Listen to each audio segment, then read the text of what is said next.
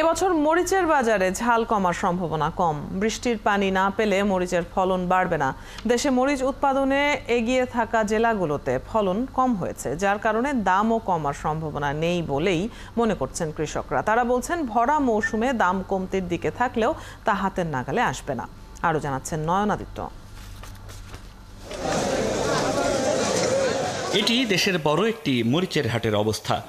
এখন জন্ম সনদ দিয়ে খোলো বিকাশ স্টুডেন্ট অ্যাকাউন্ট। নিজের বিকাশ নিজে কর। সকাল গড়িয়ে দুপুর হতে গেল, কিন্তু হাটে তেমন মরিচ নেই।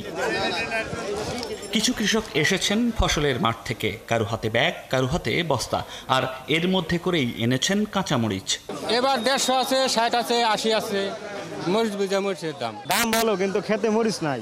হাটে কৃষকরা প্রতি কেজি বিক্রি করছেন 150 থেকে 180 টাকা কেজি দরে।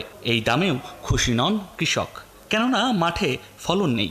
খরার চলে মরিচ নাই, 4.5 পাখি মরিচ কুড়াইয়া 8.5 কেজি মরিচ হয়েছে। আমি 42 ডিসমেল আবাদ করছি, এবার ওই 42 ডিসমেল গত বছর এই মুহূর্তে 40 কেজি, 50 কেজি, 60 কেজি প্রত্যেক দিন আনছি গেল। আর এবার 10 কেজি দৈনিক আনছি, আবার সপ্তাহে 2 দিন আনি আর 15 দিন আনি, তাতে আমাদের লস। গেল কয়েক বছর ভরা মৌসুমে এই হাট ছিল জমজমাট। মরিচের স্তূপ রূপ নিত ছোট ছোট পাহাড়ে। এখনো চলছে মৌসুম, কিন্তু সেই চিত্র নেই। তাই দাম কমার সম্ভাবনাও দেখছেন না আড়তদাররা।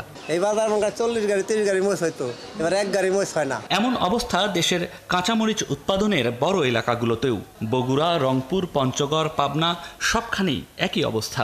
ফলে এই কাঁচামরিচগুলো যখন রাজধানীতে যাবে, সেখানে যুক্ত হবে আরও কয়েক গুণ। নগরবাসীর এই পণ্য কিনতে নাভিশ্বাস উঠবে।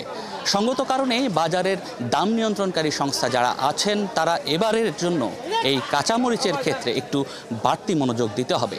কাঁচামরিচের এই সংকটে ক্রেতারা মধ্যস্বত্বভোগীদের মুনাফার বলি না হয়, সেদিকেও নজর রাখতে হবে। নয়ন আদিত্য, ৭১, মানিকগঞ্জ।